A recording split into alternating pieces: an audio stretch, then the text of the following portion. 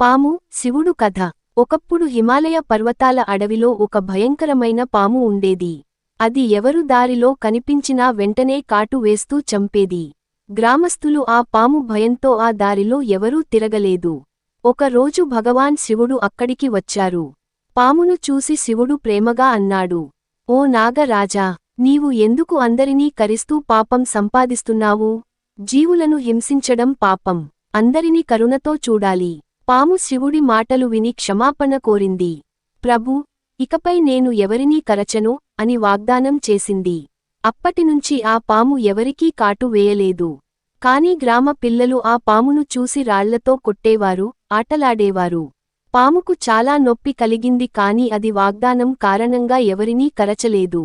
ఒక రోజు శివుడు మళ్ళీ వచ్చి అడిగాడు, నాగరాజా, నీకు ఏమైంది? ఎంత సన్నబడ్డావు? పాము చెప్పింది, ప్రభూ, నేను ఎవరినీ కరచనని మీ మాట విన్నాను. కాని ఇప్పుడు అందరూ నన్ను వేధిస్తున్నారు. అప్పుడు శివుడు చిరునవ్వుతో అన్నాడు, నాగరాజా, నేను కరచొద్దు అన్నాను, కాని శిష్కించొద్దు అనలేదు. నీ హద్దులు చూపించు, కాని హాని చేయకు. ఆ మాట విని పాము తన గౌరవాన్ని కాపాడుకోవడం నేర్చుకుంది. దయ, సహనం అవసరమే కాని అతి వినయం మన బలహీనతగా మారకూడదు. మీకు ఈ పాము శివుడు కథ నచ్చిందా? ఇలాంటివి మరిన్ని మంచి కథలు చూడాలంటే మా ఛానల్కి లైక్ చేయండి, షేర్ చేయండి మరియు సబ్స్క్రైబ్ చేయడం మర్చిపోవద్దు.